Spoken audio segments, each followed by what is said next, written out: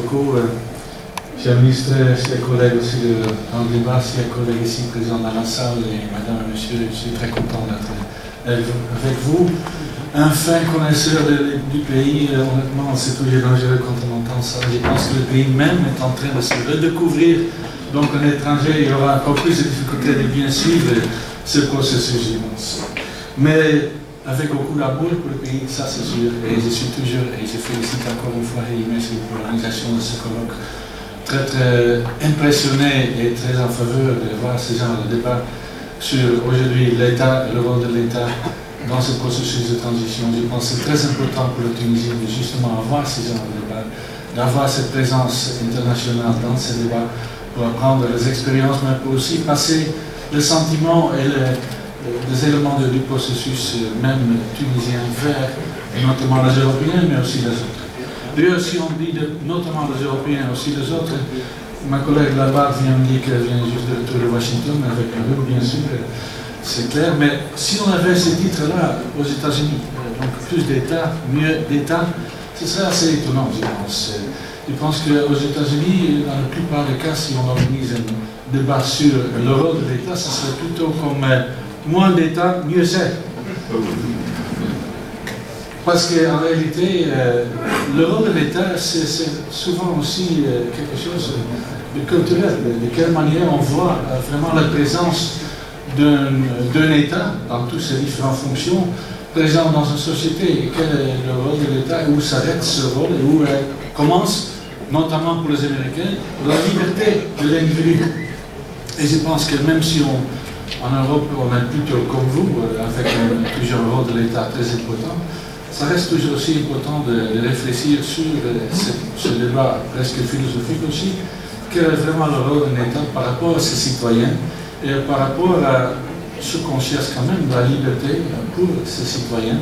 Est-ce que l'État va parfois pas trop loin non plus dans l'assumer de ses responsabilités vis-à-vis de la société et en prenant en fait l'espace de l'individu. Donc même si je ne pense pas qu'il y a beaucoup d'Américains présents, il y en a dans la salle, non. Donc peut-être un peu dommage, mais en même temps, ça nous permet de se concentrer sur ce qu'on connaît très bien, aussi bien européen que tunisien, parce que là vous aurez hérité quelque part de cette manière de voir le rôle de l'État et une organisation de la société des Européens, où l'État est effectivement très important. Même si là aussi, regarde la Grèce ou regarde la Suède, c'est très différent. Et ce qui est quelque part un peu intéressant, vous savez que l'État est beaucoup moins présent en Grèce qu'en Suède. Mais on considère que la Suède est un pays beaucoup plus développé et beaucoup plus en équilibre à tous les niveaux, socialement, économiquement, que la Grèce. Donc, est-ce que l'État est seulement négatif? Ça dépend aussi de comment une société, comment ses propres citoyens traitent et conduisent aussi le rôle de l'État dans leur propre enceinte de la société. C'est très important. Bien, j'ai quelques mots à dire avec un peu de référence aux expériences européennes aujourd'hui. Et bien sûr que la révolution tunisienne, la transition actuelle, qu'on vit depuis janvier de l'an dernier, sont une bonne occasion pour la mise en question aussi de ce rôle de l'État ici en Tunisie.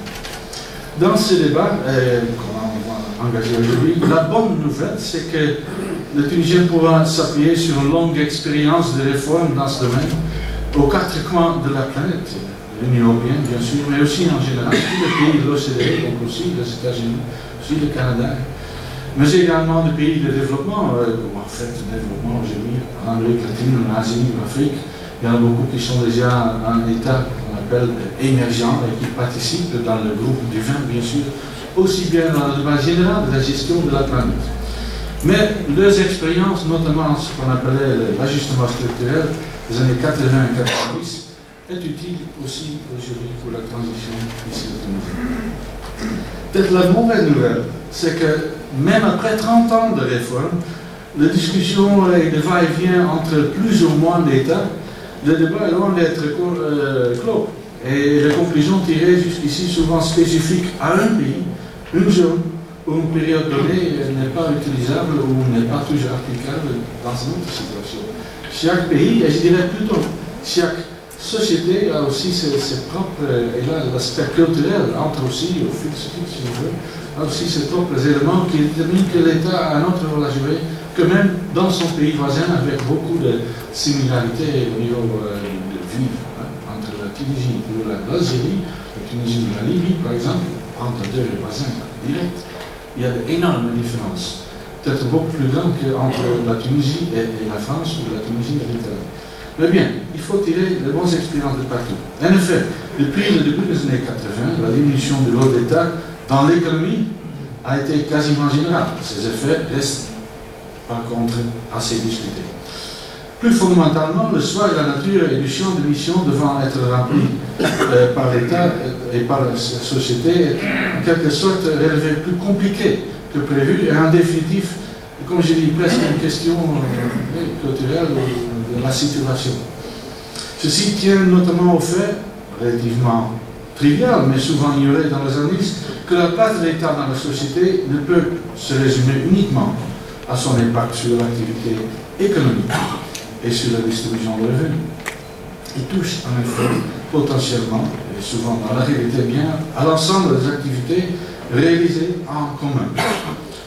D'où vient bien sûr le débat qui est notamment politique. Et là où il n'intervient pas, d'autres acteurs doivent être en mesure de faire dans un cadre acceptable pour tous, et de faire ces activités que l'État ou l'État se retire.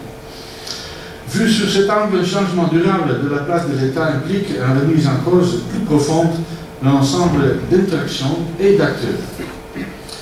Un exemple très actuel ici, aujourd'hui notamment, c'est le débat sur les médias et la problématique diminution ou suppression totale des médias publics oblige à poser la question de ces remplaçants et de leurs interactions ou leurs régulations du point de vue intérêt général. Il reste à définir. Aujourd'hui, c'est la journée, notamment la liberté de presse. Ça vaut la peine d'y réfléchir, c'est le débat presque de tous les jours. Ça remplit bien nos médias et surtout la presse écrite. Mais du point de vue économique, si on regarde l'évolution des dépenses sur le PIB, le produit intérieur brut, des pays de l'Europe en transition les dernières 20 années, ils n'ont pas tant changé au cours de leur transition. On a ici l'exemple de la République tchèque, qui en 1993, au début de sa réforme et transition, avait dépenses par rapport au PIB de 37%. Ça s'est baissé vers les années 90, mais aujourd'hui c'est à nouveau à 37%. Bien, il y a un peu l'effet de la crise, mais bien sûr ça reste le rôle de l'État. Donc là on ne voit pas nécessairement un grand changement radical dans la présence ou la présence de l'État dans le pays, et notamment au niveau de ce fonctionnement dans les dépenses. Donc on voit que le jugement gagne à être mesuré et formulé dans une perspective de long terme. Pour la Tunisie, il y a pas mal de questions aussi se poser. Le ratio des dépenses que je viens de mentionner de la République tchèque, 37, ici ne semble pas très élevé, c'est 26%. L'existence, par contre, du secteur parapublic est très importante, y compris dans le secteur financier, et suggère que l'influence de l'État sur l'activité économique est prépondérante. D'ailleurs, un très bon exemple, c'est aussi, sans vouloir m'exprimer, mais c'est aussi le Tunisien vis-à-vis de Sisfax. Je serais intéressé d'écouter peut-être aussi pendant nos débats quelques opinions là-dessus. Mais là, on voit donc l'État très présent dans une entreprise publique qui empêche, ou semble empêcher, la présence du secteur privé, peut-être beaucoup plus efficace et à la fin plus rentable pour le pays. Très intéressant, et il n'est pas facile à toujours décider de trouver le bon moment, c'est vrai. Le faible taux d'investissement privé suggère, et ça c'est un fait qu'on a constaté depuis longtemps, également un effet d'éviction des activités de l'État sur le secteur privé. Même en tenant compte, là je voulais quand même souligner, un comportement de la famille Traversi et Ben Ali, qui bien sûr était un facteur explicateur important dans le passé pour le manque d'investissement notamment tunisien et notamment au niveau de PME. Mais malgré ça, si on enlève, et on est en train de voir la différence maintenant, ce facteur-là, il reste que l'investissement privé dans le pays est faible. Le poids et les effets négatifs de l'administration et ces procédures est également reconnu par tout le monde. Et là, je peux référer au Banque mondiale ou les enquêtes qui s'appellent Doing Business, où les indicateurs sont souvent en comparaison avec la région, à nouveau pas si mauvais, mais globalement beaucoup pire que les pays où on voudrait plutôt vouloir se mesurer en Europe ou ailleurs dans le monde. Pourtant, donc, il est bon de garder en tête le succès des services publics tunisiens, qui ne date pas seulement d'hier. On parle de scolarisation, mais aussi d'acceptation de vie, l'immunisation contre les maladies. En général, le niveau de vie en Tunisie, depuis son indépendance, a énormément augmenté, donc il ne faut pas non plus seulement parler des effets négatifs. L'État a clairement eu un effet très positif, son rôle dans le secteur éducation, dans le secteur santé, mais aussi en général, dans l'investissement. Il y a beaucoup de bons résultats aussi indiqués. Donc, il n'y a pas seulement le noir et le blanc. Tout en remettant en cause les pratiques et procédures qui ne sont plus adaptées à notre époque, là je parle de l'administration, en acceptant pour d'autres secteurs de prendre toute leur place dans le développement de la société, à l'économie de demain, il serait bon à chercher et réutiliser la capacité de savoir accumulée par l'administration tunisienne au long des années. Donc, ne jetons pas tous ce qu'on a quand même pu acquérir au long des 50 années de l'indépendance. La façon organisée avec laquelle la transition institutionnelle a été le cas nous rend, et là je parle des Européens, confiants que ce sera le cas. On est globalement vraiment positif sur la Tunisie. Parfois on voit des articles un peu négatifs dans la presse européenne, mais en réalité ceux qui suivent la Tunisie sont impressionnés par le travail fait par les différents gouvernements, mais aussi par la société même. Des éclats de mécontentement, bien sûr, ça fait partie d'une société plus libre. Mais en général, et surtout quand on à nouveau compare avec l'Égypte, Libye, d'autres, on peut être très content. Et de voir que ça se passe en tranquillité. Pour ce qui concerne maintenant les questions de mieux d'État, en revanche, les choses sont un peu plus claires par rapport au rôle de l'État. Les réformes, là encore, ont été nombreuses depuis le début des années 80, et même si les résultats sont contrastés, des leçons importantes ont été retenues et répliquées souvent avec succès ailleurs.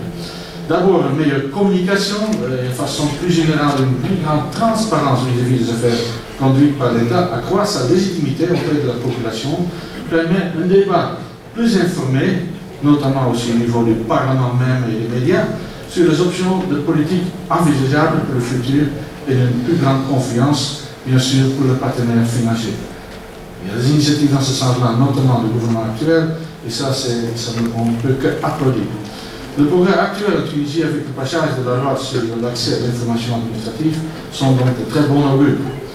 Une approche basée sur la définition et le suivi d'objectifs clairs permettant de baser la politique sur une vision du futur plutôt que sur les habitudes héritées du passé, de mesurer précisément le progrès réalisé vers les objectifs afin d'adopter les instruments et les procédures si nécessaires, et le plus important, donner la possibilité à la population, au Parlement, au gouvernement, à l'administration, de juger la performance par rapport aux objectifs. Tout ça, c'est important. La mise en œuvre de la gestion budgétaire par objectif, déjà depuis un certain temps en Tunisie, est également donc encourageant à ce niveau-là. Puis notre point, s'assurer qu'une répartition adéquate des tâches entre les différents niveaux de concentration ou de centralisation de l'État est un point bien sûr totalement haut sur l'agenda, la décentralisation, jusqu'à quel point c'est efficace, jusqu'à quel point la démocratie l'exige. Et ça ne fait que représenter les citoyens beaucoup mieux aux différents niveaux de l'État. C'est donc enfin, et j'espère le voir déjà aussi aujourd'hui, un débat passionnant, mais de longue haleine, dans lequel il faut mieux s'engager avec un esprit d'un coureur, le marathon. Les Grecs donnent de bons exemples, plutôt que le sprinter. Il faut avoir patience, il faut prendre son temps, il faut agir, mais il ne faut pas non plus penser que tout sera fait pour demain. Pour ce qui est de court terme, la tâche du gouvernement tunisien n'est pas si différente de nombre de pays occidentaux, y compris nous, dans la zone euro et européenne. Consiste essentiellement en ceci. L'État doit pouvoir formuler une perspective de moyen terme crédible, sur laquelle les investisseurs, autres partenaires financiers, observateurs extérieurs, la population peuvent s'aligner pour développer leur propre plan. Perspective à moyen terme crédible. Dans certains sens, on pourrait argumenter que la Tunisie est aujourd'hui mal placée, on est toujours avec un gouvernement provisoire et il y a toujours la transition pour que l'exécutif puisse s'engager sur le moyen terme. Mais il nous semble qu'en fait, beaucoup de choses pourraient être faites. Au niveau technique et au niveau peut-être politique aussi, mais c'est vrai un peu moins. Quelques éléments. La définition d'un cadre macroéconomique à moyen terme, 3 ans. Important. Une série de mesures permettant un progrès rapide dans l'administration de la justice, y compris des affaires très importantes pour la confiance de tout le monde, corollaire indispensable aux politiques de sécurité aussi, et pour attirer les investisseurs, non seulement locaux, mais aussi internationaux. Et un autre point important à réaliser, une révision des incitations négatives et positives couvrant l'investissement privé, domestique et international. Voilà, ce sont quelques éléments que je voulais vous donner à votre réflexion d'aujourd'hui. J'espère que vous avez un très bon échange et beaucoup de succès et une longue continuation de ces débats. Je vous souhaite tout le succès et l'Europe, je peux vous garantir, restera toujours avec la Tunisie. Merci beaucoup.